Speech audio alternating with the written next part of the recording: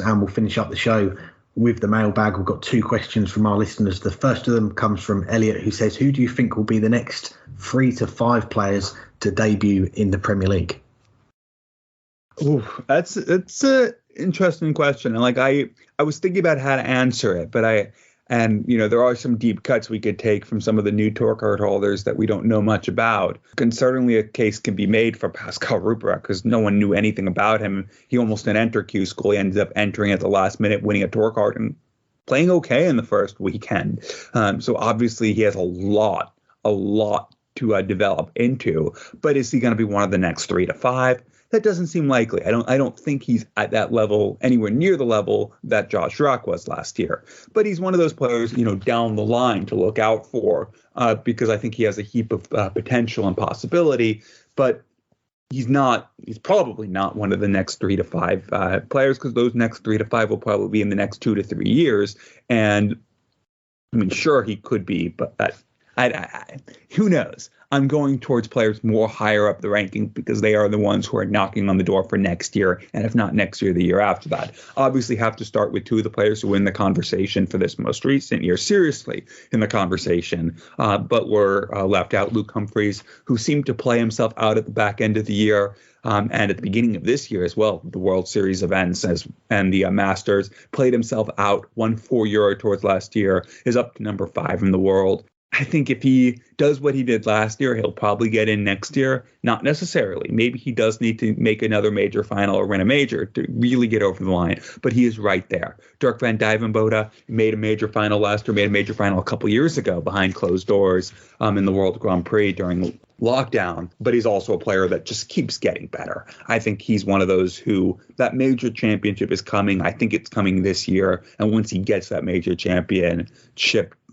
secured, I think he will be selected because he's an entertaining player to watch. Damon Hedda, he was in the conversation early in the year, but another one of those players didn't have the back end of the year that he needed. Still seems to be a little bit off his best game, but I think he'll find his best game again. He did win the World Cup, and maybe he's still hungover from winning the World Cup, but maybe as well he'll do like what Johnny Clayton did and turn that World Cup into a really good following year.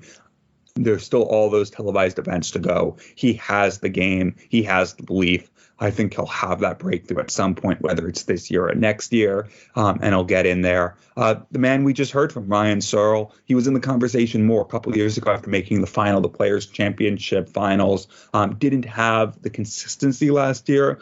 Still too early to tell if he has the consistency this year. That's the one thing that's always been missing from his game. But maybe he'll have enough really good days and really good weeks that even with the consistency missing, he'll get that major title that he needs to break through. And finally, Josh Rock, the obvious answer for players who might be ranked a little lower. He was still in that conversation last year. And if he won a couple more matches at the Worlds, he might have been in already.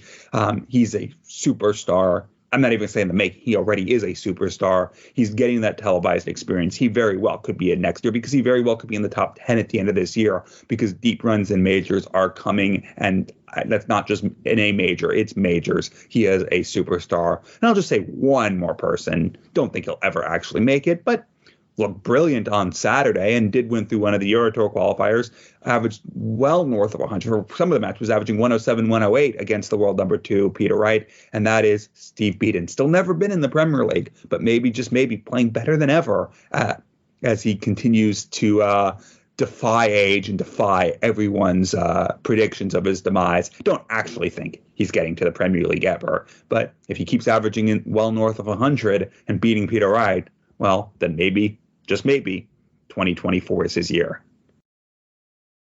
That would be scenes, and I think, Dan Dawson, you've been getting into his dreams. I think having Steve Beaton in the Premier League, throw Andrew Gilden in there as well. And it is a good question. I think we had it held over from last week's show, and I assume we're talking players that this would be their full debuts because we have seen players get in the Premier League as contenders and challengers. And it's hard because we've now got an 8-player lineup in the Premier League, and it is getting more and more difficult to break in. As we saw this year, there was major winners that missed out, and who knows, we might get a change in the format next year. Matt Porter, the PDC chief exec, he's not ruled it out. He said the Premier League is a tournament which is always evolving. The format is never going to stay the same forever, which I think bodes well because we could see the number of players picked increase again, which I don't think too many fans would complain about. I think people would like to see more players in the Premier League, and I think it would increase the eyes on the product as well because you're not seeing the same 8 players each week. But that's a discussion for another day. My 3 to 5 players,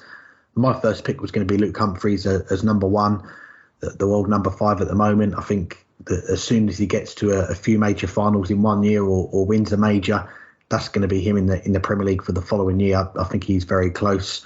My number 2, I'll go with Dirk van Dijvenbode. I think he is a player that as soon as he gets that major title, that's tick the box. He's going to be in the Premier League because, as you say, he's an entertaining player to watch. And my 3 other players, Josh Rock, he's got to be there as a player that's in contention, even though he is a little low down in the rankings. This is only his 2nd year on the tour, but he's a player that was spoken about potentially being in the Premier League this year. And if he can carry on the way he's going, start having them deep runs on the TV, like you mentioned, and really start to climb those rankings, he'll be someone that's going to be very close. And a player that missed out this year, he's a major winner, Ross Smith.